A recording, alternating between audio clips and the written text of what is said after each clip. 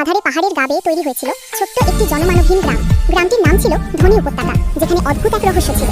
এখানে পাহাড়ের ভেতর থেকে মাঝরাতে অজানা সুর ভেসে আসতো। লোকেরা বলতো পাহাড়টি নাকি জীবিত, আর সেই সুর তারই নিঃশ্বাস।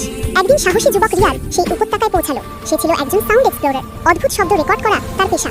পাহাড়ের নিচে দাঁড়াতে চারদিকে প্রতিধ্বনি হলো, হে হে মিউজিক। রিয়াদ থমকে গেল, মনে হলো যেন কেউ তাকে ডাকছে। বাতাসের সাথে সাথে হালকা তাপ ছড়িয়ে পড়ছিল। Hit hit. রিয়াদ ফিসফিস করে বলল, কোনো অদ্ভুত যন্ত্র নাকি কেউ লুকিয়ে আছে?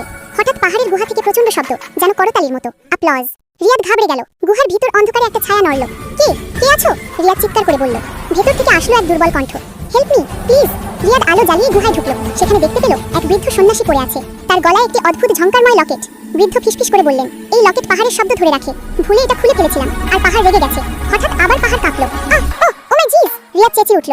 রিয়াদ বৃদ্ধকে কাঁধে তুলে বাইরে আনতেই পাহাড়ের গর্জন শান্ত হয়ে গেল। লকেটের ভিতরে সুর নরম হয়ে বাজলো, দিস ইজ প্রিটি গুড। বৃদ্ধ হাসলেন, তুমি শুধু আমাকে নয়, এই উপত্যকাকেও রক্ষা করলে। রিয়াদ পাহাড়ের দিকে তাকিয়ে বলল, সঙ্গীত শুধু শোনার জন্য নয়, বোঝারও প্রয়োজন। অন্ধকার উপত্যকা ধীরে ধীরে আলোয় ভরে উঠল, আর